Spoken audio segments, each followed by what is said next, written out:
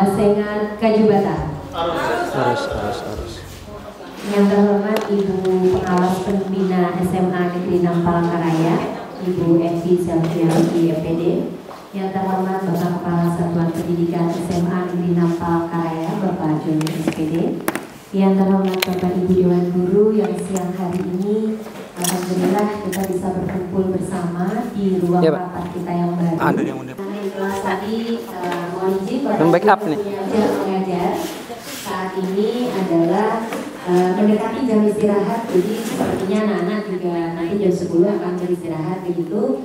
Sudah diberi tugas ya Bapak Ibu, terima kasih. Kemudian yang kelas 12 juga sedang melaksanakan asesmen sumatif akhir.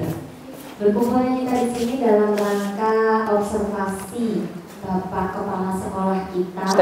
Bukan hanya observasi kita dengan guru, tetapi juga diobservasi oleh pejabat penilaiannya kepala sekolah. Ada item apa yang diambil, apa yang akan dilakukan, nanti kita akan mengikuti bersama-sama. Kalau saya tidak salah, item yang dipilih kalau kita kemarin Dewan Guru itu indikator yang dipilih antara penerapan keteraturan suasana kelas, itu yang menjadi prioritas dari rapor pendidikan untuk Dewan Gurunya. Ada juga mungkin yang memilih karena memang lebih cenderung ke sana. Kemudian kalau Bapak Kepala Sekolah ini adalah aktivasi komunitas belajar.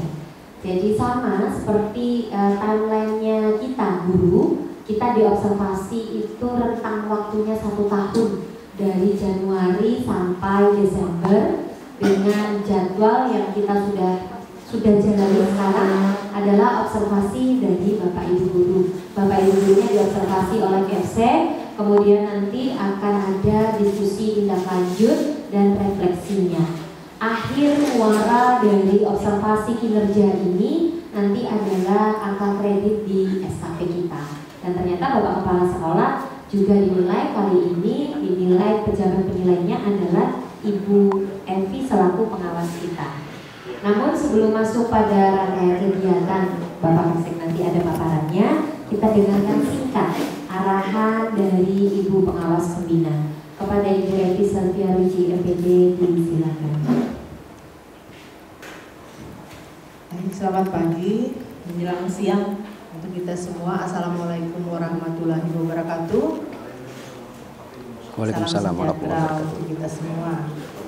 Ya seperti yang telah disampaikan oleh Ibu Nurita tadi ya, bahwa sesuai dengan jadwal yang telah dibuat dan disepakati yang telah diusulkan oleh Bapak Kepala Sekolah ya Pak Joni, Kepala Sekolah SMA 6 Palangkaraya di PMM, bahwa tanggal 22 April 2025 ini akan dilaksanakan observasi praktik kinerja kepala sekolah. Nah, adapun kegiatan observasi praktik kinerja ini mungkin kurang lebih sama dengan yang dilakukan oleh Pak Joni terhadap Ibu Bapak semua dengan menggunakan instrumen lah tentunya, dan juga ada paparan ataupun presentasi. Nah, saya mohon kerjasamanya Ibu Bapak ketika pelaksanaan observasi ini tadi, ketika penyampaian presentasi ada interaksi, tanya jawab, diskusi juga silahkan ya, karena ini akan direkam dan itu juga akan membantu ya dalam proses observasi ini. Observasi ini dilakukan untuk menentukan batas dasar kinerja ya sebelum nanti melaksanakan. Kebetulan RHK yang dipilih oleh Bapak Kepala SMA Negeri 6 ini adalah aktivasi kegiatan komunitas belajar. Dan manfaat utama dari observasi kinerja ini adalah umpan balik yang mendorong perbaikan. Dan mungkin tahun kemarin yang melaksanakan observasi ataupun penilaian kinerja itu bukan saya, tetapi teman saya pengawas juga ya Bu Eti. karena ada masalah di Simtendik saat itu, tetapi sekarang sudah dikembalikan ke pendamping sekolah ya, yang memang mempunyai tanggung jawab untuk melaksanakan pendampingan sesuai dengan SK, yaitu saya sendiri ya, untuk melaksanakan observasi maupun penilaian kinerja. Dan segala jalan dengan baik dan sebagaimana mestinya ya Ibu Bapak ya. Itu saja yang dapat saya arahkan. Mungkin nanti di akhir dari ada tanya jawab, apalah itu yang berkenaan dengan apa yang akan dipresentasikan, silakan Ibu Bapak tanya, dan mungkin juga saya nanti ada juga ikut bertanya, karena untuk mengetahui ya langkah-langkah selanjutnya seperti apa ya, itu sudah ada dalam rancangan saya. Itu saja yang bisa saya sampaikan sebelum kita memulai kegiatan observasi ini. Nanti mungkin setelah selesai ada penguatan terhadap apa yang telah kita lakukan, dan mungkin ada hal-hal lain yang akan saya sampaikan pada kesempatan pertemuan kita hari ini. Terima kasih atas kesempatan yang telah diberikan. Saya kembalikan kepada Bu Nita. Terima kasih Bu, jadi memperjelas mau sebenarnya ada apa gitu ya. Namun sebelum kita mulai, mohon izin Bapak Kese, mohon izin Ibu Pengawas, mumpung ini make-upnya masih rapi-rapi, boleh kita foto dulu seperti ini. Setelah saya, selanjutnya nanti giliran saya lagi mengisi, menilai atau mengevaluasi atau observasi kinerja rekan-rekan semua. Adapun item yang saya pilih adalah aktivasi kegiatan komunitas belajar atau KOMBEL. Nah, jadi KOMBEL ini di semua sekolah sejak, kalau tidak salah, sejak berlakunya kurikulum merdeka, semua mulai mengaktifkan komunitas belajar ini. Namun yang menurut saya, mohon maaf, permisi saya berdiri, 4 item ini nanti penjelasan tujuan kegiatan dan hasil yang diharapkan, identifikasi pemahaman seputar KOMBEL, kemudian optimalisasi KOMBEL dalam sekolah, praktik baik KOMBEL dalam sekolah. Komunitas belajar ini kenapa mesti ada di sekolah? Nah, tujuannya memahami pentingnya komunitas belajar dalam sekolah itu untuk meningkatkan kualitas belajar. Kemudian hasil yang diharapkan, terjadinya aktivitas, artinya kita mulai aktif dan kemudian kita juga bisa berefleksi seterusnya, Bu. Nah, ini makna atau arti dari komunitas belajar. Sekelompok pendidik dan tenaga kependidikan belajar bersama, berkolaborasi secara berkelanjutan dengan tujuan yang jelas dan terukur untuk meningkatkan kualitas pembelajaran. Manfaatnya, tujuan pengembangan komunitas belajar, kemudian manfaatnya bisa dilihat. Tujuan pengembangannya adalah meningkatkan kompetensi pendidik dan membangun budaya belajar bersama secara berkelanjutan yang berdampak pada peningkatan kualitas pembelajaran. Jadi sebagaimana terlihat di sana, tujuannya jelas meningkatkan kompetensi pendidik. Karena selama apapun kita menjadi pendidik, setua apapun kita menjadi pendidik, itu belajar itu tidak akan pernah berhenti. Itulah pentingnya kita belajar dan terus belajar. Kita lebih berkembang ketimbang belajar sendiri. Itu antara lain. Mengaktifkan dan terus mengembangkan komunitas belajar ini. Kemudian manfaatnya adalah satu, berbagi pengalaman atau berbagi praktik baik, memecahkan masalah bersama, kemudian juga peningkatan profesionalisme guru tentu saja. Keterampilan juga akan meningkat dengan kita selalu berkumpul, sharing, saling memotivasi dan memberi dukungan, kemudian juga bisa berkolaborasi. Optimalisasi komunitas belajar itu diadopsi dari teori professional learning community atau PLC oleh Richard Dufour. Sebagai gambaran besar, PLC berbicara tentang 3 ide besar dan 5 dimensi dalam komunitas belajar. Fokus pada pembelajaran ya, 3 ide besar. Yang pertama fokus kepada pembelajaran. Yang kedua itu membudayakan kolaborasi. Jadi selain fokus kepada pembelajaran, dan juga memudayakan kolaborasi. Kolaborasi itu bekerja sama, saling dukung. Kemudian juga tanggung jawab secara kolektif. Nah, yang ketiga berorientasi pada hasil. Jadi tentu saja dengan kita meningkatnya kualitas pembelajaran kita, tentu kita akan melihat hasil daripada pembelajaran murid. Nah, ini 5 dimensi tadi ya, 3 ide dan 5 dimensi bisa dilihat di situ. Komunitas belajar akan optimal jika dibangun dengan 5 dimensi ini. Di rapor pendidikan Bu Nurita nanti mohon bantuannya Bu, ada beberapa dimensi yang kita menurun ya Bu. Numerasi kita di 2003, 2004, 2005 itu berapa, kemudian menurunnya berapa persen, seperti itu. Ini alur yang bisa kita lakukan untuk mengoptimalkan ya, komunitas belajar di sekolah, membentuk tim, kemudian pengembangan visi, misi, tujuan dan value, penyusunan program kerja, kemudian implementasi program, refleksi dan evaluasi berkala, dan seterusnya perbaikan berkelanjutan. Saya kira itu yang bisa saya sampaikan. Lebih kurangnya saya mohon maaf. Dan selanjutnya saya mohon peran serta Bapak Ibu terkait komunitas belajar di sekolah ini, bisa kita saling sharing, bisa memberi masukan, memberikan ide dan seterusnya. Terima kasih. Kasih aplaus dulu. Silakan dipandu Ibu Nurita. Terima kasih Bapak, paparannya jelas sekali. Jadi dengan ini harapannya kita semakin menyadari peran penting Kombel itu. Walaupun kemarin ada desas-desus kabarnya sekolah penggerak, kemudian kurikulum merdeka, kemudian guru penggerak dengan berbagai macam berita yang masih kita tunggu kepastiannya di tahun ajaran baru. Saya secara pribadi dengan adanya Kombel ini kita punya wadah pasti untuk tadi yang seperti disampaikan Pak Joni, bahwa ada diskusi, ada kolaborasi. Bapak Ibu kalau mau ada yang didiskusikan, boleh, nanti kita akan bersama-sama menyimaknya. Monggo Bapak Ibu ada? Ada yang mau bercerita mungkin. Kalau boleh saya duluan boleh gitu. Oh, silakan. Oh iya.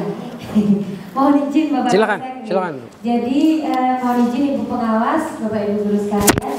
Jadi secara pribadi saya itu kalau mendengar kata berbagi praktik baik, itu tuh kayak takut, ada juga gitu kan. Bu Nur, silakan Bu Nur yang berbagi praktik baik di Kombel.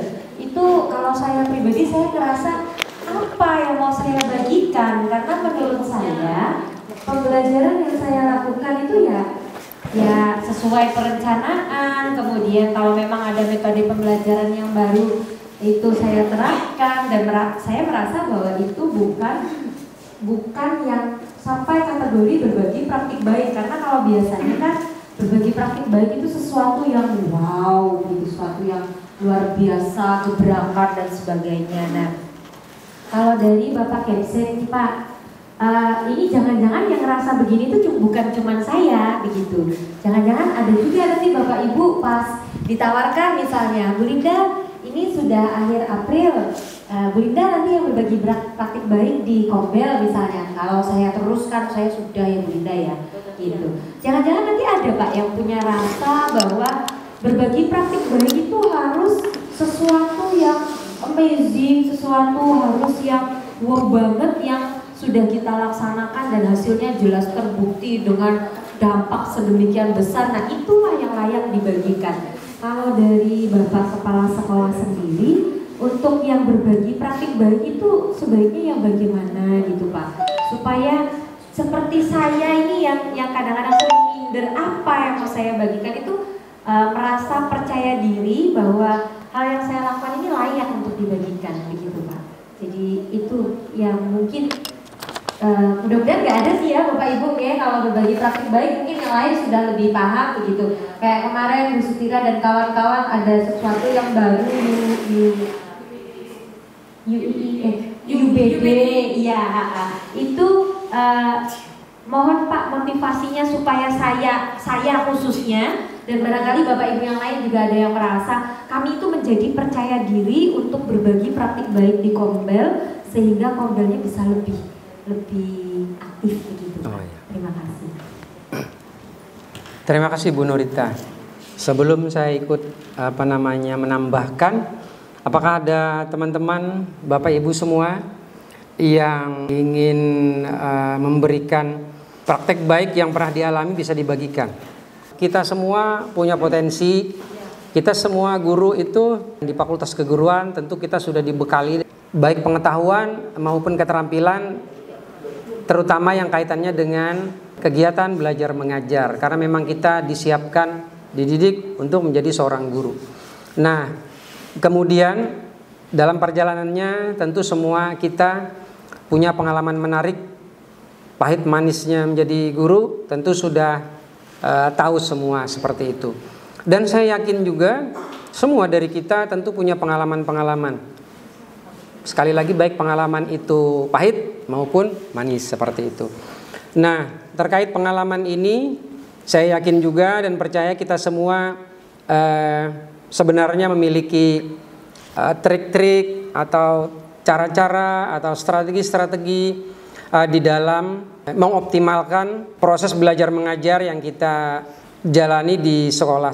Kemudian terkait pengalaman ini, kata Bu Nurita, bagaimana supaya kita lebih percaya diri untuk bisa berbagi. Artinya jangan sampai kita punya pemahaman, punya skill yang cukup menarik untuk dipraktekkan di dalam kelas, tapi tidak kita sharing kepada teman-teman, kan itu sayang sebenarnya. Jadi kalau menurut saya, supaya lebih percaya diri dalam berbagi itu, Bapak Ibu mungkin bisa, kalau tidak bisa berbagi langsung, praktik baik itu ditulis dalam sebuah artikel, itu yang pertama. Atau juga mungkin kita latihan di kelas, kita videokan. Suatu saat mungkin seperti yang saya lihat Bapak Ibu biasanya mengkombinasikan misalnya belajar sambil bermain. Itu kan kalau divideokan sebenarnya menjadi hal yang menarik. Bisa diadaptasi oleh banyak orang. Yang tampil begitu banyak video di PMM mengenai proses belajar mengajar. Sama aja seperti kita, saling adaptasi sebenarnya. Dan mungkin mereka lebih punya waktu untuk merekam, untuk mendokumentasikan aktivitasnya di kelas. Lalu mereka share di PMM misalnya. Kita bisa sebenarnya seperti itu. Saya juga yakin dan percaya kita semua punya keterampilan mengajar itu. Kenapa berbagi itu penting? Karena sekalipun kita guru, sekalipun kita sangat memahami materi kita, zaman itu terus berkembang. Bisa jadi strategi yang biasanya saya terapkan sehari-hari tidak relevan lagi seiring zaman, seiring tahun berjalan. Ketika misalnya 10 tahun lalu atau 5 tahun lalu, ketika saya menyajikan sebuah materi, bisa jadi tahun ini harus dengan cara yang berbeda. Karena anak-anak didik di kelas itu tidak sama lagi 10 tahun yang lalu dan yang tahun ini itu berbeda sudah. Dari mulai daya tangkapnya, kemudian juga kemampuan berpikirnya, kemudian fokusnya atau konsentrasinya. Kami pernah berdiskusi juga dengan teman-teman bahwa anak-anak zaman sekarang itu sangat beda dengan zaman dulu. Kalau zaman kita dulu, kita kalau di dalam kelas itu apapun yang disajikan guru itu, mau guru itu membawa sebuah kertas kah, mau guru itu menulis di papan tulis kah, atau guru itu apapun yang diarahkan guru itu, kita semua menjadi fokus. Karena kita memang tidak ada handphone, tidak ada Android, tidak ada film yang begitu mudahnya ditonton. Nonton film kartun aja menunggu harus seminggu sekali. Jadi pikiran kita memang tidak kemana-mana. Kalau sudah dalam kelas itu pintar nggak pintar, paham nggak paham, kita takut untuk tidak fokus. Kita bisa fokus karena bukan cuma takut kepada guru, karena memang konsentrasi kita paling kepikiran setelah ini paling naik sepeda atau main layang-layang misalnya. Itu gampang, begitu melihat tampilan guru di depan kita sudah tidak berani, pintar nggak pintar, paham nggak paham, kita fokus. Tapi kalau anak-anak sekarang ini yang sangat berbeda. Apapun yang kita tampilkan, semenarik apapun pembelajaran yang kita sajikan, bisa jadi tidak sampai tidak terekam di otak mereka, itu bisa jadi. Ini yang menjadi kendala. Ini juga hal kenapa strategi, kemudian pemahaman, teknik, cara-cara memperlakukan anak, bahkan dasarnya panduan kita kurikulum saja itu kita memang harus berubah, bukan karena menteri. Menurut beberapa para ahli memang kurikulum yang harus juga ikut berubah. Ya menurut saya itu untuk bisa sharing, agar kita lebih percaya diri tadi, mungkin kita banyak literasi, kita adaptasi, kemudian kita bisa mencoba berbagi praktik baik. Jika kita tidak dalam PMM, minimal di Kombel, di lingkungan sekolah dulu, seperti yang dilakukan oleh beberapa teman waktu lalu yang UBD itu, yaitu adalah berbagi praktik baik. Kalau tidak di PMM, minimal di lingkup kita dulu. Kalau tidak di forum seperti ini, ya minimal mungkin teman sebaya dulu, sama-sama matematika misalnya. Baru nanti kita munculkan di Kombel. Jadi intinya Bapak Ibu semua, komunitas belajar itu sangat penting, artinya di zaman sekarang. Lebih efisien, lebih efektif ketimbang kita belajar sendiri. Saya kira itu Bu Nurita, mohon maaf jadi sedikit melebar. Selanjutnya saya serahkan kepada teman-teman, silakan kalau ada pendapat dan lain sebagainya. Terima kasih.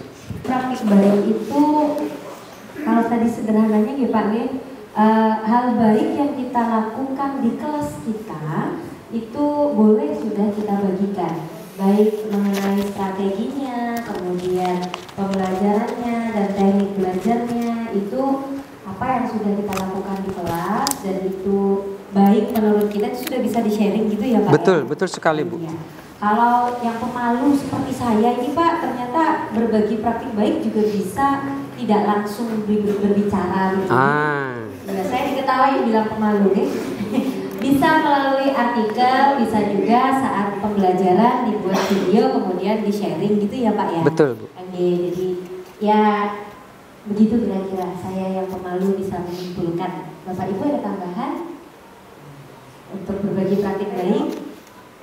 Jadi hal yang dibagi itu ternyata tidak harus seperti gebrakan teman-teman yang PPG bahwa itu yang terbaru gitu, tidak harus gitu kan. Jadi kalaupun misalnya metode inquiry dan itu berhasil, itu kan lama ya Pak ya? Boleh ya Pak ya? Silakan Bu. Oh boleh.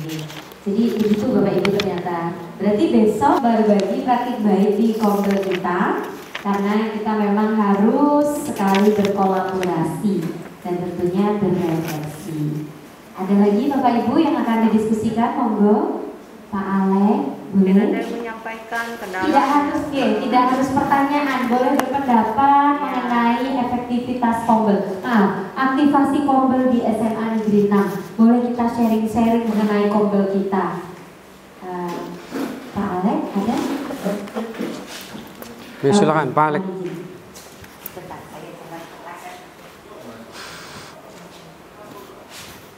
Depan Pak Sodi. Terima kasih atas kesempatan yang diberikan kepada saya.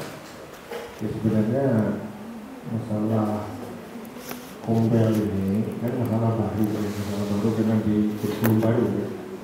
Nah, kurikulum sebelumnya kita tidak mengenal istilah ini. Jadi kalau sudah dipaparkan oleh Pak Joni lagi, terima kasih. Karena sebelumnya juga sebenarnya pernah disampaikan terkait dengan Kombel. Dan memang pada prinsipnya kita melihat dari tujuan dan manfaat, tentu ini sangat penting sekali dilaksanakan di sekolah. Artinya bukan sekolah kita aja ya, seluruh sekolah yang ada di Indonesia ini. Nah, terkait dengan tadi disampaikan praktik baik, sebenarnya saya secara jujur itu sebenarnya belum begitu memahami sepenuhnya sebenarnya praktik baik itu yang disampaikan itu apa sebenarnya. Hanya setiap guru yang disampaikan oleh Pak Jepsek tadi, semua guru pasti punya pengalaman dalam melaksanakan tugasnya sebagai guru di dalam kelas. Yang jelas setiap guru pasti ada praktik baiknya sebenarnya. Ya kalau saya karena mengajar di bahasa Inggris, sudah tentu ada cara-cara saya mengajar anak-anak. Nah, saya sependapat apa yang disampaikan di kurikulum Merdeka itu bahwa keberadaan anak-anak kita itu berbeda-beda. Iya kan, jadi ada pengelompokan berdasarkan keadaan atau potensi diri anak-anak itu. Dan memang dalam kenyataannya, dalam praktiknya kita juga bisa melaksanakan sesuatu yang sama dulu. Ya, contohnya, mungkin saya benar atau tidak apa yang saya sampaikan, tapi itu ini. Misalnya saya mengajar anak-anak itu, saya memahami bahwa kalau mata pelajaran saya bahasa Inggris itu kan keterampilan. language skill ya, keterampilan. Namanya keterampilan itu semakin banyak dia praktik, semakin akhirnya semakin sempurna, semakin terampil. Kan kita ada istilah praktik makes perfect. Semakin banyak praktik, maksudnya semakin mencapai tujuannya. Jadi skill itu tercapai karena melalui praktik, and practice, kan gitu. Jadi dalam cara saya mengajar anak-anak itu ya ini cara praktisnya. Misalnya ada teks begitu, ada teks. Saya ajak anak-anakku sampai 3 kali membaca teks ini. Nah, saya harus mengingat kata-kata yang tidak tepat pengucapannya. Itu saya tampilkan. Saya sampaikan ini kata-kata yang tadi seharusnya begini. Ya, pronunciation-nya. Karena misalnya tadi ada kata notice, jadi dibaca notice, lebih baca notice. Misalnya water, itu seharusnya water, mereka membaca water. Air seharusnya dibaca water. Water is the most important substance for our life. Misalnya kan artinya air adalah substansi yang terpenting bagi hidup kita. Misalnya, jadi bukan water, tapi water is the most important substance for our life. Saya contohnya seperti itu. Jadi oleh sebab itu kalau saya mengajar anak-anak itu saya berulang-ulang menyuruh membaca kalimat-kalimat berulang-ulang. Dan caranya seperti ini kalau pengalaman saya. Saya tidak pernah memotong ketika anak-anak mengucapkan kata-kata yang salah. Tidak pernah. Kalau salah harus ulang, tidak pernah. Karena saya ingat waktu saya kuliah dulu, Pak Cius Ngabut almarhum, dia itu pernah mengajar kepada kami, bahkan dosen-dosen yang lain juga pernah menyampaikan bahwa ketika peserta didik membaca atau mengucapkan teks-teks berbahasa itu, walaupun salah jangan dibantah dulu. Biar saja mereka mengucapkannya sesalah-salahnya. Sehingga pekampung yang lebih menekankan pengajaran itu. Jadi sesalah-salahnya biarkan saja. Bahkan almarhum siapa tuh? Saya lupa yang pernah di dinas pendidikan. Siapa itu yang Herniman Nyanden. Ya, yang kuliah terakhir kemarin di Australia itu belum selesai ya, belum selesai. Nah, beliau meninggal dunia. Bukannya di Inggris lah. Jadi dia belajar di sana bahwa kita mengajar anak itu jangan motivasi anak itu, semangat anak itu dipotong. Kalau dia mengucapkan kata-kata salah, dia sesalah-salahnya tidak apa-apa. Biarkan saja dia ngomong sesalah-salahnya. Tapi kita catat nanti kata-kata yang salah itu. Kita catat. Oh, seharusnya pengucapannya seperti ini, bukan seperti itu. Tapi kita tetap memberi apresiasi. Good, bagus. Thank you so much. Misalnya terima kasih banyak atas apa yang kalian lakukan. Jadi kita harus beri semangat. Itu cara. Ya? Bisa. Enggak apa-apa. Malah bagus. Teman berani ngomong malah bagus. Itu salah satu cara saya dalam mendidik anak. Sudah heran kalau mata pelajaran saya itu suaranya pasti ada suara-suara. Karena saya suruh baca teks itu berulang-ulang, kalimat berulang-ulang saya suruh baca. Sesalah-salahnya nggak apa-apa. Dan itu salah satu cara. Saya kira itu saja dari saya singkat ya. Tidak bisa juga teman-teman lain yang menyampaikan pengalaman-pengalamannya. Terima kasih.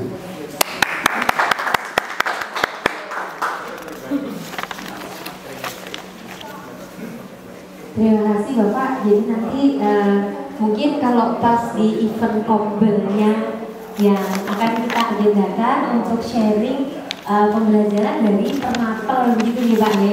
Karena pasti seperti yang Pak Alex tadi bilang bahwa cara mengajar bahasa Inggris ini sangat menarik karena tidak pernah memotong, walaupun dia bacanya salah itu nggak dipotong ya Pak ya.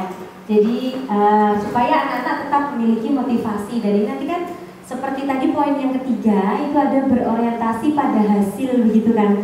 Untuk tujuan kombel ada 3 ide besar. Salah satu idenya adalah hasilnya. Jadi kalau kita tidak memotong saat anak salah, itu nanti hasilnya dia akan memiliki motivasi belajar terus. Oke Pak, terima kasih. Nanti ke depannya kita akan mengagendakan untuk sharing berbagi praktik baik di kombel ini per mapel begitu ya Pak ya. Oke, terima kasih banyak Pak Alex untuk sharingnya hari ini. Akhirnya dapat lagi ide berikutnya. Ibu Tiberti Pascalia Daiman. Monggo silakan. Mungkin nanti langsung ditanggapi kepala sekolah, saya mau dengar tanggapannya. Terima kasih. Menarik apa yang disampaikan Pak Alek. Kita beri aplaus dulu teman-teman. Nah, yang menarik itu pengalaman Pak Alek di lapangan, ya, yang dibagi kepada kita. Nah, itu namanya berbagi praktik baik. Mengalami beratnya itu, Pak. Kita harus menjadi contoh dari mulai pronunciation ya Bu Epi. Kemudian juga kita harus kalau menurut saya kita memahami sesuatu itu ketika ada artikel itu bukan cuma memahami apa isi artikel. Kita dipaksa juga untuk menerjemahkan dengan baik. Comprehensionnya. Iya, comprehensionnya. Menyela atau memutuskan ketika anak sedang berbicara itu bisa membuat seorang anak didik itu kehilangan percaya diri dia. Anak kritis itu dia kadang-kadang kalau kita salah menafsirkan dalam situasi tertentu bisa jadi ada yang menafsirkan bahwa dia itu tidak sopan. Padahal attitude-nya dibimbing. Jangan padamkan semangatnya yang baik seperti itu karena pemikiran kita bagaimana menumbuhkan motivasi dalam dirinya. Jangan pernah kita patahkan semangatnya. Kalau dia banyak bicara itu berarti dia antusias, berarti dia otaknya lagi fokus kepada pelajaran itu. Jadi kita bersabar saja. Mau dia mungkin terkesan beda. Kita juga tahu kan yang tidak sopan banget itu beda dengan yang memang vokal yang kritis itu seperti itu. Kita bimbing dia seperti kata Bu Epi. Di pertemuan berikutnya kita bisa kasih contoh mungkin agar rasa percaya dirinya terus berkembang tapi juga seimbang dengan attitude-nya. Dia bisa menyesuaikan. Saya kira seperti itu. Terima kasih Bu. Terima kasih banyak Bapak. Jadi kita sepakat bahwa dengan tidak memotong saat anak itu menumbuhkan motivasinya. Walaupun memang kita sama-sama menyadari itu ya Pak ya. Anak yang terlalu kritis. Baik, tadi ada Ibu Tiberti ya, sudah siap? Sudah siap. Baik, terima kasih. Izin Pak Joni, Ibu Pengawas Pembina, Ibu Melinda dan Bapak Ibu, karena saya mendengar Pak Alek tadi tentang berbagi praktik baik di bahasa Inggris, saya juga mau mencoba untuk memberikan sedikit pengalaman saya untuk berbagi praktik baik. Kalau saya seperti Pak Joni tadi bilang, kalau pada zaman kita dulu kan memang kita itu tidak terlalu banyak kendala, jadi tidak ada gadget, kemudian terbatas gadget, jadi kita tidak terlalu banyak fokus untuk main HP lah atau apa segala macam, sehingga kita lebih fokus belajar seperti itu. Tapi kalau dari sisi perspektif saya sebagai kaum gen milenial ya, saya hidup ini mengajar gen Z dan juga gen Alpha gitu. Jadi di mana sebenarnya menurut saya kalau dari sisi pendapat saya ini ya, mohon maaf kalau salah. Sebenarnya kemajuan zaman itu sebenarnya tidak perlu untuk kita hindari gitu, tetapi ada beberapa hal yang bisa kita petik dari kemajuan zaman tersebut. Nah, saya termasuk guru biologi bersama Pak Letus. Saya mengambil contoh saja supaya saya bisa akrab dan agak nyambung dengan anak-anak ketika berbicara dalam pembelajaran itu. Saya bisa menyangkut pautkan dengan hal-hal yang sedang mereka senangi. Contohnya ini seperti karakter dari film SpongeBob SquarePants. Nah, SpongeBob SquarePants ini kalau kita sedikit mengetahui kreatornya itu sebenarnya adalah seorang ahli biologi laut. Nah, di situ saya mengajarkan kepada anak-anak bagaimana dari karakter yang mereka sukai itu secara tidak langsung mereka itu belajar. Contoh seperti SpongeBob, kenapa SpongeBob itu ada pada episode dia bisa menyerap berbagai macam, bisa menyerap air sampai kota Bikini Bottom ini habis airnya. Nah, surut karena ternyata dia itu memiliki pori-pori. Nah, di situ kita udah belajar bahwa ternyata SpongeBob ini adalah hewan laut gitu, bukan hanya sekedar sponge untuk cuci piring seperti itu sintetis ya. Kalau ini memang ada hewan lautnya seperti itu. Secara tidak langsung, oh iya Bu, ada pori-porinya ya Bu. Ternyata SpongeBob ini adalah hewan dan ini dianya adalah dari filum Porifera. Kemudian peliharaannya si Gary. Gary itu adalah contoh dari moluska. Nah, dari itu anak-anak pun sudah bisa belajar. Setidaknya anak-anak tahu dasar-dasar dari karakter-karakter itu. Tanpa harus kita capek-capek kasih tahu, oh ini bentuknya anak-anak. Kan mereka sering sekali menonton seperti itu. Kalau menurut saya seperti itu. Nah, dan dari pengalaman Sandy yang mempunyai rumah pohon, tahu kan Bapak Ibu, ada episode di mana rumah Sandy itu kemasukan air karena banyak yang utuh. Nah, dari itulah kita tahu bahwa Sandy itu adalah hewan vertebrata, artinya hewan yang tidak bisa kena air. Di mana ada episode SpongeBob dan Patrick itu menceng-cengi si Sandy harus bisa bertahan di dalam air tanpa helm pelindungnya itu yang ada oksigennya itu. Nah, tapi ternyata mereka kalah dan mengakui satu sama lain bahwa saling melengkapi. Ada yang nggak tahan di air, ada juga yang nggak tahan di darat. Jadi seperti itu menurut kita, kita ngobrol sebenarnya, tapi secara tidak langsung kita menyampaikan ilmu itu kepada anak-anak. Gitu kalau menurut saya untuk berbagi praktik baiknya. Artinya tidak selamanya apa animasi atau apapun itu berdampak buruk, tapi ada beberapa hal juga yang bisa menjadi ilmu untuk anak-anak kita supaya mereka bisa belajar dan mengkaitkan itu di dalam kehidupan sehari-hari. Demikian dari saya, terima kasih. Langsung ya? Langsung ya. Terima kasih Bu Berti Pascalia Daiman. Menarik sekali itu Bu. Zaman sekarang perkembangan teknologi begitu pesat, gadget bisa dipegang oleh anak segala umur. Tapi yang menarik, Ibu bisa membuat gadget itu lebih bermanfaat. Artinya memandang dari sisi baiknya. Karena isinya memang kartun, film SpongeBob, tapi juga bisa menjadi alat media atau bahan pembelajaran. Ya, SpongeBob itu dia di laut Bu ya. Menarik sekali. Saya juga sekarang baru dengar ternyata yang membuat itu ahli biologi laut. Salah satu kartun yang saya sukai itu.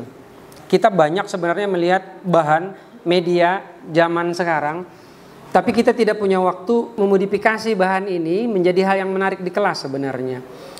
Ini juga salah satu bisa jadi Bu Nur untuk kita bagaimana tadi memupuk rasa percaya diri untuk bisa berbagi praktik baik. Antara lain adalah bagilah apa yang benar-benar kita pahami.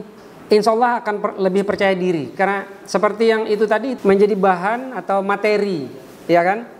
Dan saya yakin kalau sudah berbau kartun atau animasi, itu di zaman yang kekinian ini sebagian besar anak dia akan lebih menarik, layak untuk dibagi Bu. Itu sebuah praktik baik, paling tidak di-share kepada teman-teman kita seangkatan, tidak mesti di bidang biologi sebenarnya. Film animasi yang bisa kita manfaatkan, gadget ini tidak melulu terkesan berdampak buruk saja.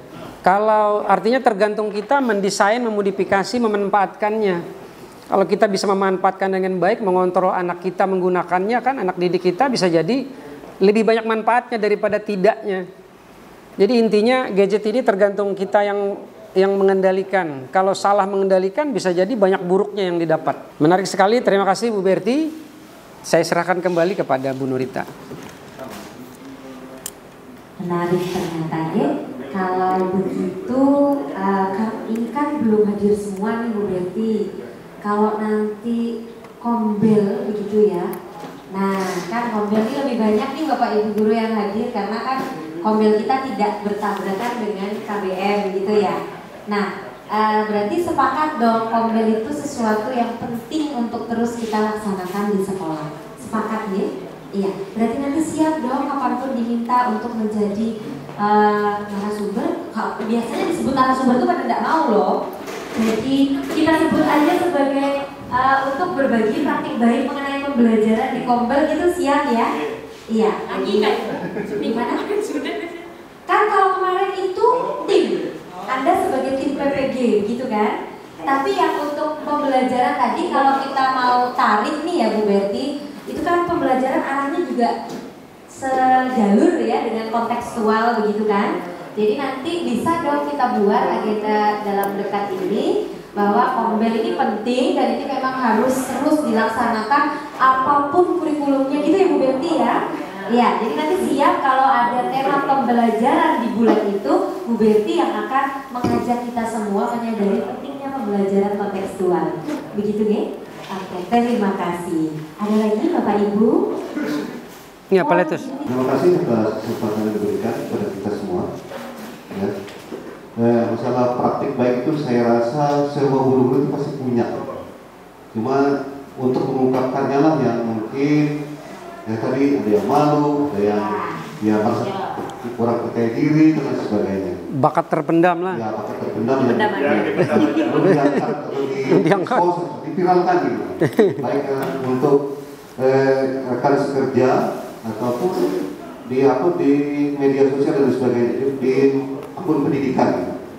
Nah, akhir ini kita lihat ya, saya sering jengkel juga ya di media sosial, misalnya di TikTok, di Facebook dan lain sebagainya, di video ada konten kreator yang bertanya-tanya kepada siswa SMA, SMP tentang materi pelajaran yang ada di SMA secara umum. Misalnya begini, apa yang memisahkan antara pulau satu dengan yang lainnya kepada siswa SMA atau SMP? Jawabannya benua, katanya. Padahal jelas itu adalah selat. Jawaban itu sangat menjengkelkan, mudah sekali dengan satu kata, tapi anak-anak tidak bisa memahami itu. Padahal itu adalah dasar-dasar dari pelajaran yang sudah ada di SMP. Kemudian kemarin juga saya lihat ada konten kreator bertanya apa itu proses pembiakan yang disebut dengan bertelur. Apa kata-kata itu? Atau ini apa yang dimaksud dengan opopipipar gitu? Atau pipipar atau opopipar? Oh ya, opopipipar, pipipar dan opipar. Ada 3, yaitu bertelur, beranak dan bertelur beranak. Itu kan pelajaran kelas SD, tapi siswa tidak bisa menjawab. Jadi kita sebagai guru IPA tersinggung, gimana salahnya ini? Saya juga bertanya dengan Pak Joni, siapa yang salah? Itu salah gurunya, kata Pak Joni. Enggak, saya bilang, itu bukan salah gurunya, Pak. Itu siswa juga bisa salah. Kita sudah mengajar dengan baik di kelas. Ya. Saya punya penilaian yang tertib ya di sekolah, di kelas itu. Saya punya daftar nilai siswa lengkap ini. Baik nilai tugas, nilai ulangan, praktek, tanya jawab, semua lengkap di sini. Dan ada pertanyaan bisa di sini. Dan juga ada penilaian yang langsung yang saya anggap penilaian pertanyaan yang luar biasa yang saya tanyakan kepada siswa yang setingkat pengetahuan adalah ilmiah dan mahasiswa gitu ya, tapi bisa dijawab oleh anak SMA. Saya langsung nilai rapot ya. Saya kasih nilai rapot dinilai KKM gitu.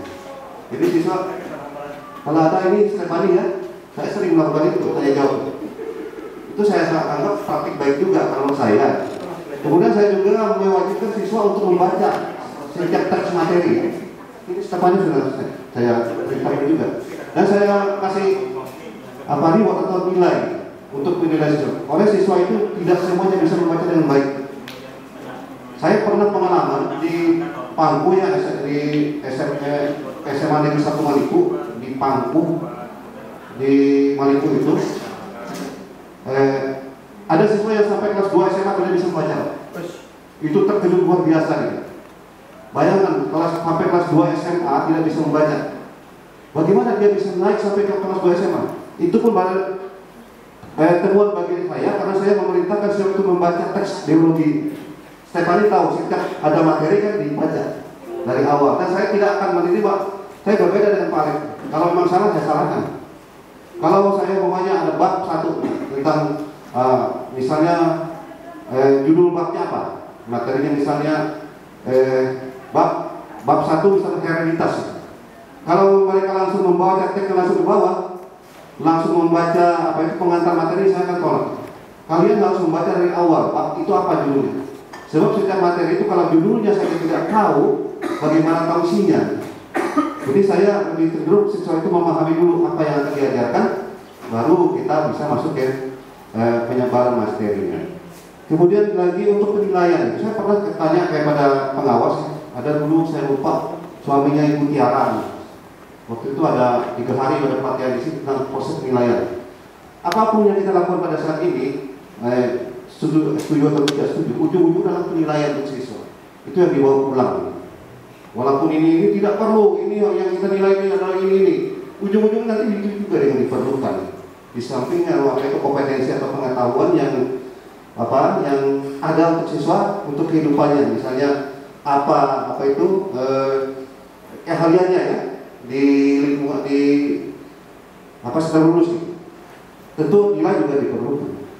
Nah ini masalah nilai, ada siswa misalnya kita temui siswa ini yang rajin misalnya setiap hari ini kan ikut kegiatan seminggu, tapi ketika ulangan dia dapat nilai di bawah KKM. Jadi umpamanya nilai KKM 70 dia dapat 50, 40, 50, 40, 30. Saya pernah tanya bagaimana Pak dengan pengawas waktu itu, Pak Temuan Jamin juga ya. Nah dulu ada pengawas Pak Temuan Jamin. Bagaimana Pak dengan siswa yang demikian? Siswa ini rajin loh Pak, tapi nilainya tidak bagus gitu. Kognitifnya rendah. Ya kognitifnya tidak bagus gitu. Tapi orang yang rajin, dia kegiatan di luar ekstrakurikuler dari paskibraka, ikut pokoknya banyak kegiatan lah. Apa yang kita perintahkan dia mampu mengerjakan dengan baik gitu. Dan itu sopan. Wah, apa itu yang rapi, apa itu setiap tugas kita itu bagus. Tapi ketika dia nilai kognitifnya rendah, bagaimana Pak? Waktu itu kan saya lupa siapa namanya Ibu Tiara itu, suaminya itu waktu sudah pensiun sekarang. Apakah kita harus objektif harus nilai seperti itu? Lalu katanya tidak Pak, kita harus menaikkan dari nilai yang lain. Berarti itu tidak subjektif nilainya. Jadi nilai perasaan yang kita berikan. Nah ternyata ada triknya untuk nilai seperti itu untuk siswa yang seperti itu ya. Jadi pengalaman saya banyak tentang siswa ini, terutama dari hal membaca tadi ya. Dari membaca itu kita tahu bahwa siswa itu bagaimana memahami tentang bacaan. Maaf ya, untuk guru bahasa Indonesia bukan kesalahan guru bahasa Indonesia ya. Tetapi kemampuan siswa untuk memahami apa itu cara membaca yang baik, titik komanya bagaimana, apa itu intonasinya bagaimana. Apalagi di biologi itu banyak istilah-istilah yang apa itu mengandung pengertian yang luar biasa. Dengan siswa pun harus mengerti dari istilah-istilah, misalnya ada apa tadi opipar, herbita, ya, apa itu Latin, dan lain sebagainya. Dan juga masalah tadi ya Bu Gerti ya, masalah selain film SpongeBob SquarePants itu kan, itu banyak sekali apa itu muatan pendidikan KBM yang di dalam. Misalnya kalau kita melihat si plankton itu kenapa dia hijau? Kenapa dia bisa tergerak? Tumbuh-tumbuhan itu kan karakternya tidak bergerak. Ternyata dia adalah bukan tidak bisa lagi dimasukkan ke dalam dunia tumbuh-tumbuhan, dia dikeluarkan dari dunia tumbuhan karena dia bukan tumbuh-tumbuhan. Dia banci, tumbuh-tumbuhan tidak, hewan juga tidak. Akhirnya dia ditendang dari dunia tumbuh-tumbuhan, ditendang dari dunia hewan, maka dia masuk ke dalam protista. Itu hewan bersel satu. Begitu juga untuk mempelajari di biologi itu kan banyak, misalnya untuk mempelajari tentang gen, tentang mutasi. Kita bisa menjelaskan dengan ada film namanya Fantastic Four. Ketika ada 5 astronot yang ada di luar angkasa terpapar oleh komet yang membawa radioaktif, sehingga keempat orang ini berubah. Ada menjadi manusia batu, karet, api, dan manusia tidak terlihat seperti angin. Itu yang pertama. Yang kedua adalah ya Fantastic Four. Kemudian ada film yang masalah rekayasa gen, yaitu Spider-Man. Ada seorang mahasiswa yang tersengat oleh laba-laba laboratorium yang di dalamnya ada gen. Lalu Peter Parker yang seorang mahasiswa yang bungu-bungu lama setelah disengat oleh laba-laba ini. Nah, DNA laba-laba itu keluar dari hidungnya lalu menempel. Apa itu masuk ke rekayasa di DNA-nya si Peter Parker. Kita tahu jumlah DNA manusia itu 46. Ditambah 2 DNA laba-laba itu akhirnya menjadi 48. Itu munculnya ini bulu-bulu di sini, kemudian kemampuannya untuk ya. Nah ini kami dengan siswa, saya bawa siswa memahami itu. Apa benar bisa keluar misai dari sini? Yang sebenarnya laba-laba itu keluar dari kontak. Jadi bukan tangan ya? Iya, dari tangan.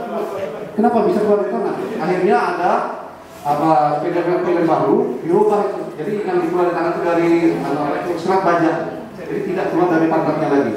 Kalau laba-laba asli itu keluar dari pantat. Jadi sebenarnya itu adalah pengalaman belajar bagi siswa, baik dari film yang dilihat maupun dari media-media sosial. Sebab rusaknya pendidikan itu dari media sosial juga. Kita lihat, siswa itu tidak konsentrasi belajar karena ada HP di tangannya. Iya. Itu ya, Bu. Terima kasih. Itu masukan saya. Tepuk tangan. Apalah? Saya kira untuk yang tanya jawabnya sudah cukup. Nanti saya mau bertanya juga. Oh baik, baik. Oke, kita kasih aplaus dulu Pak Letus. Terima kasih Pak Letus telah berbagi praktik baik. Dan yang menarik itu Pak Letus selalu lengkap dengan asesmennya. Bahkan itu penting buat dibagi Pak, antara lain ada yang sering ditulis Pak Letus itu formatifnya, dimana ketika dalam proses belajar mengajar dikasih pertanyaan lalu ada respon, kan itu sebenarnya itu sambil bisa diukur kan Pak ya, sudah ketahuan nih, setidak-tidaknya sudah ketahuan, oh ini dapat sekian. Yang sekarang disebut formatif yang sedang berlangsung, tanya jawab kemudian langsung ditulis Pak Letus skornya. Nah kemudian lalu sumatif tadi. Nah ini nanti kita minta masukan juga dengan Bu Epi. Baik, terima kasih aplaus untuk kita semua. Banyak hal yang baru ya, saya juga baru dengar, termasuk cerita SpongeBob tadi, cerita Pak Letus yang mengeluarkan jaring-jaring itu bukan dari tangan tapi dari belakang, itu juga saya baru tahu. Terus juga dari Pak Alex juga tadi ya, kita sama-sama guru bahasa Inggris, jadi sama-sama sependeritaan Pak ya ketika melaksanakan tugas bagaimana. Tapi masing-masing kita mempunyai metode teknik sendiri-sendiri ya, bagaimana agar siswa kita dapat memahami apa yang kita sampaikan seperti itu ya. Dan luar biasa untuk semua guru-guru tadi yang telah menyampaikan, baik itu pertanyaan, baik itu sharingnya juga ya, dan juga Bu Nurita juga, dan kita semua. Mungkin yang lainnya juga ini masih malu-malu aja dan juga keterbatasan waktu. Tapi satu hal sebelum saya lupa, saya menanggapi apa yang disampaikan oleh Pak Letus tentang misalkan ada siswa yang aktif ya, tetapi kognitifnya kurang. Penilaian itu kan ada 3 Pak, efektif, kognitif, dan psikomotorik. Mungkin di kognitif dia kurang, tetapi di psikomotor sama afektifnya itu terbantukan di situ. Itu saja jawaban dari saya, dan bukan hanya perasaan saja ya, tapi karena keadilan buat siswa itu sendiri ya. Seperti ini, saya mengutip apa yang pernah disampaikan oleh ketika kita mengikuti sekolah penggerak atau guru penggerak dulu ya, yang disampaikan oleh narasumber bahwa kita ini adalah dokter ya, jadi siswa itu adalah pasien. Jadi kita berusaha memberikan obat yang terbaik bagi pasien. Tapi kalau seperti pengalaman kan, tidak semua pasien itu bisa sembuh, ada juga yang sampai meninggal. Nah sama seperti itulah, kita sudah berupaya, tetapi kalau memang tidak mampu ya apa boleh buat ya. Tetapi itu pun berdasarkan pertimbangan-pertimbangan. Tapi kalau untuk kasus yang seperti disampaikan oleh Pak Letus itu tadi ya, mungkin dibantukan dengan psikomotor ataupun afektif tadi. Oke. Dari semuanya itu saya semuanya bagus ya, apa yang disampaikan. Tapi saya sangat tertarik dengan Pak Letus tadi ya, dan ini juga Pak, menjadi kalau tidak salah kejauhan nih. Apa namanya? Contoh bahwa segala sesuatu itu harus berdasarkan data. Saya ingatkan kembali bahwa nggak apa-apa, ketika kita berbicara tentang sesuatu, nah, itu gitu, harus berdasarkan data. Ada datanya. Data apa? Data itu yang diperlukan. Contohnya dari hasil belajar siswa, dari jadwal, dari data partisipasi kegiatan komunitas belajar itu sendiri. Kepala sekolah nanti ya, saya minta data-data tersebut. Baik. Ya. Jadi apa yang disampaikan tadi, yang disampaikan maupun yang ditanyakan itu tadi berbagi ya, teknisnya.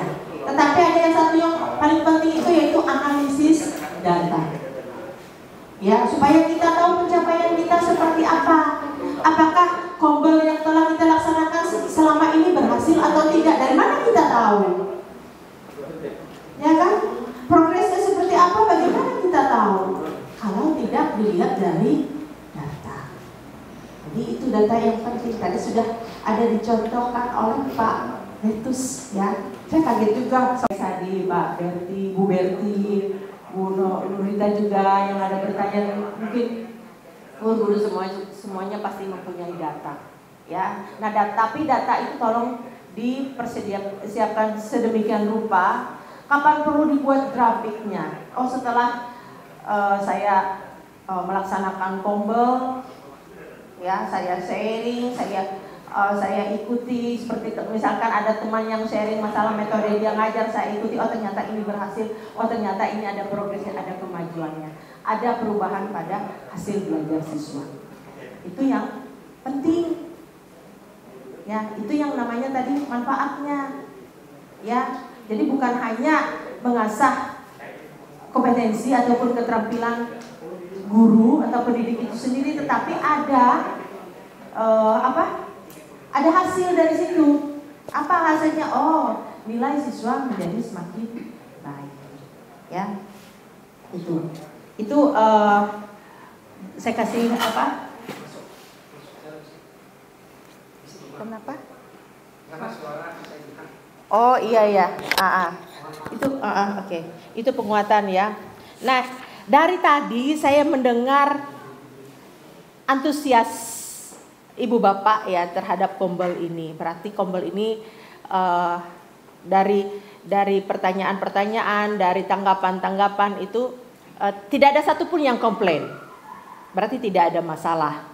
Ya. Saya tadi itu harap-harap cemas juga, mungkin ada yang komplain masalah jadwal kah atau apa ya. Ternyata tidak ada dan itu bagus ya. Tapi dalam hal ini ada 3 hal yang ingin saya ketahui ya. Segala sesuatu itu pasti ada tantangannya ya Pak ya. Nah, menurut Bapak Kepsek, apa tantangan yang Bapak hadapi dalam mengaktifkan komunitas belajar di SMA 6 ini? Itu yang pertama. Terus yang kedua, tujuan tindak lanjut yang akan Bapak lakukan dalam meningkatkan kualitas kombel di SMA 6 ini seperti apa? Terus yang ketiga, upaya yang ingin Bapak lakukan dalam mencapai tujuan lanjut tersebut seperti apa? Nah, ini jadi semuanya sama-sama mendengar. Mungkin itu bagian dari program beliau dan kita harus sama-sama dukung agar komunitas belajar itu dapat terlaksana dengan baik di sekolah kita. Nah, terima kasih, itu Pak yang bisa saya sampaikan. 3 pertanyaan tersebut. Yang pertama, tantangan yang selama ini. Oke, satu-satu aja Pak ya. Tantangan yang selama ini yang dirasa oleh Bapak sebagai pemimpin di SMA 6 ini ya, dalam mengaktifkan komunitas belajar. Baik. Iya. Terima kasih. Yang pertama dulu ya, yang sudah diingat. Tantangan dalam mengaktifkan komunitas belajar ini dari segi waktu, Bu, itu yang pertama. Jadi pengaturan waktu dari beragam jadwal yang dimiliki teman-teman. Kita ada sempat beberapa kali mengatur atau mendesain waktu. Kita dulu pernah pengen ini setiap pagi misalnya. Ternyata tidak semua bisa hadir di jam itu. Nah, kemudian ada beberapa sekolah yang saya adaptasi waktunya itu mereka kalau tidak Sabtu, Minggu. Nah, ini juga menjadi kendala. Tidak semua bisa berhadir di Sabtu dan Minggu. Yang terakhir sampai kepada keputusan kami tetapkan sementara ini setiap Jumat di jam 1 siang. Alasannya adalah itu masih jam kerja ASN, karena ASN kan bekerja dari jam 7 sampai jam 3 atau jam 4 sore. Berarti Jumat itu adalah masih merupakan jam wajib seorang ASN.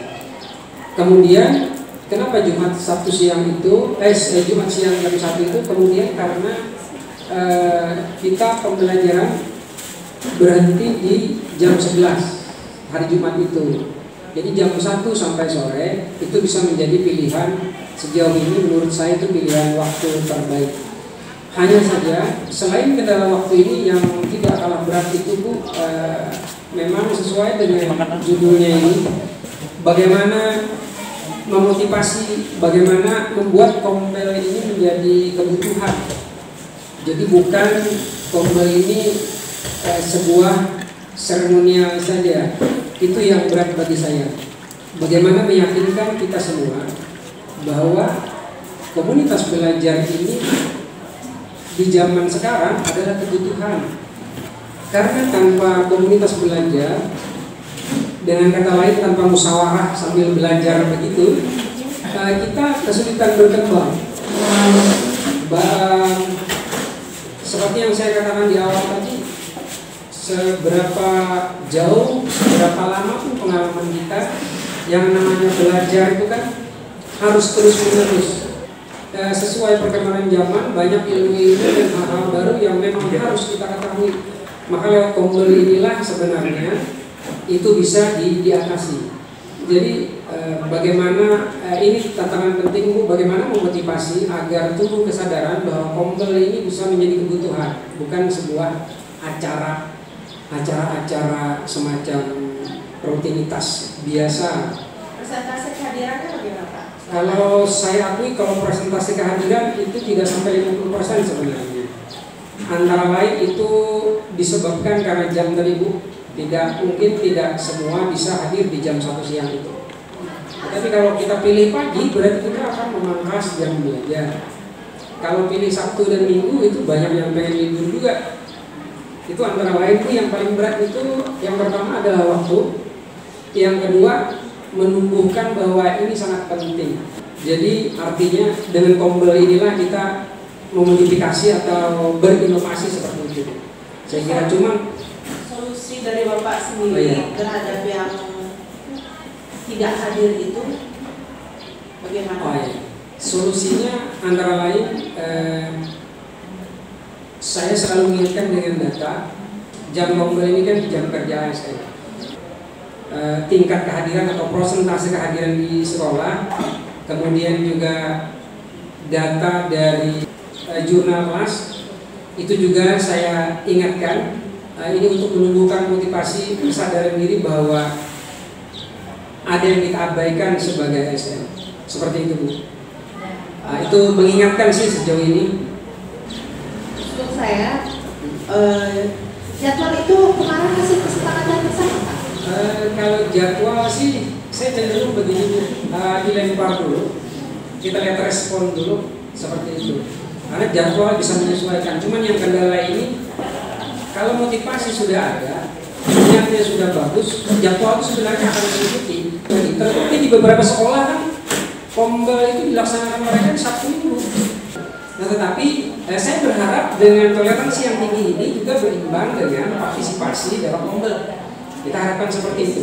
Jangan dikasih hari Jumat libur. Ya, jadi boleh aja ambil hari yang lain, tapi Jumat nggak boleh ada yang libur. Jadi hadir semua di sini. Seperti itu nanti mungkin buat jadwalnya. Karena kalau dia merasa libur, ngapain? Saya kan jatah saya libur hari Jumat. Nah, ini seperti itu. Ada yang upacara Senin juga nggak ada mapel, nggak turun bisa. Ini pendapat bukan. Ya. Jadi pada kesempatan ini tolong Ibu Bapak ya, kita sadar kita sebagai ASN ya, jam kita kerja itu dari jam berapa sampai jam berapa untuk 5 hari kerja. Tolong luangkan waktu untuk mengikuti apa yang telah diprogramkan oleh sekolah ya. Itu juga demi kebaikan kita bersama juga. Efeknya juga untuk kita pribadi juga, kita akan merasakan, oh ternyata ini bermanfaat bagi saya. Ya, saya sendiri sering merefleksikan diri ya, cuma kalau kita di komunitas pengawas, ya ada juga waktu untuk merefleksikan diri. Kalau kami kan kesana kemari, ya, tapi kamu tetap sering meluangkan waktu, ada hari apa gitu kumpul, dan sama seperti berbagi praktik juga, ya. Nah, jadi tolong pada kesempatan ini saya himbau ibu bapak semua, ya, ayo lebih aktif lagi di Kombel, ya. Kalau misalkan sudah terlanjur hari Jumatnya itu hari off-nya, ya seperti tadi toleransi, tetap aja turun ya, karena itu nggak lama juga ya, dari pukul 1 ya Pak ya sampai selesai. Oke lah pagi nggak turun, tapi dan itu 1 bulan sekali aja. Nah, apalagi itu cuma 1 bulan sekali ya Ibu Bapak ya. Gimana Ibu Bapak? Saya ingin dengar suaranya. Ya. Khusus untuk Kombel maksud saya Bu. Kalau yang lain-lainnya itu tergantung kesepakatan dengan sekolah ya. Saya sebagai kepala sekolah juga kebetulan pengawasan di sini. Yang pertama saya ingatkan bahwa sekarang ini zamannya segala sesuatunya berdasarkan data. Jadi kita tidak bisa menutupi data itu. Saya bisa mengatakan bahwa sekolah ini di luar aktif, tapi data itu yang berbicara. Jadi mohon pengertiannya rekan-rekan semua, apapun yang terjadi, mari berjalan, bergerak bersama untuk memperbaiki situasi dan kondisi sekolah ini. Itu yang pertama. Kemudian kembali saya bilang tadi, data itu bukan formalitas. Kita simpan data itu, kemudian data yang online itu juga ada dampaknya pada misalnya nanti. Karena saya harus menunaikan tugas pokok saya di sini, dan data itulah nanti yang menuntun kita semua bahwa akan ada dampak dari data itu. Itu yang pertama. Jadi, nah yang kedua, ini yang terpenting juga. Sekali lagi saya ingatkan, toleransi di sekolah kita itu sangat tinggi. Jangan sampai ini menjadi zona nyaman. Jangan sampai seperti itu. Tapi ini berdasarkan kacamata saya, Bu ya. Kita tidak seperti itu lagi sebenarnya, dan kita sudah merangkak jauh dan semakin baik.